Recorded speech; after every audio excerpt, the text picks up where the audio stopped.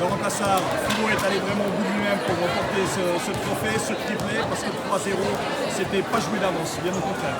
Non, surtout pour toutes les personnes qui ont assisté aux 2 matchs précédents, qui avaient été d'une facture nettement moins bonne que le basket qu'on pratiquait jusque-là.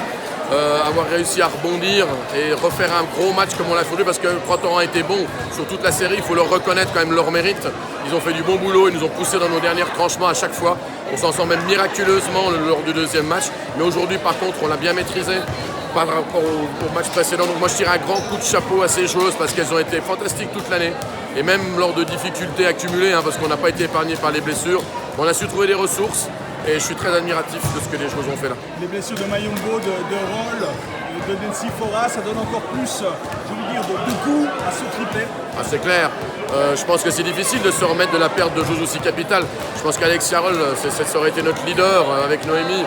C'est quelqu'un en plus qui a l'expérience, mais qui a du leadership. Ensuite, quand on perd son maestro, je l'appelle mon maestro parce que Noémie Mayombo, ça a été...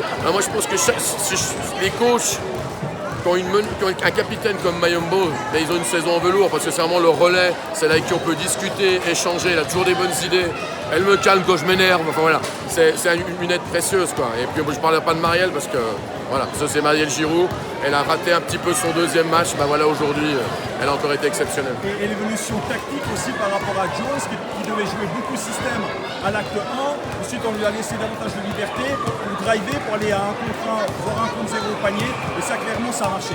Ouais, c'est là que j'avais pas été bon, parce que je pense que j'ai pas été bon dans le 2e match. J'ai voulu vraiment la mettre dans le moule et le FIC depuis le début de saison, et ça a été une erreur, parce que déjà on avait peu de temps pour qu'elle arrive à vraiment apercevoir ce que j'attendais d'elle.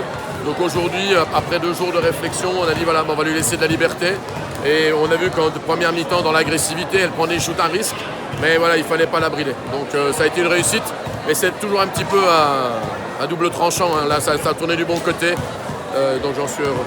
Il faut prendre des risques pour gagner des titres. À titre personnel, une saison LFIC, vous faites le triplé. Fantastique.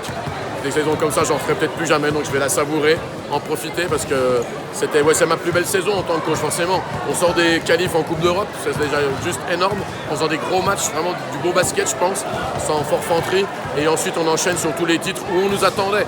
Et c'est toujours difficile quand on est attendu d'arriver à concrétiser, surtout quand on a perdu nos pièces maîtresses, donc les filles...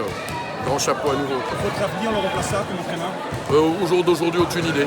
Je discute avec plusieurs clubs, pas beaucoup, mais j'attends, voilà, on va se décider, on va discuter.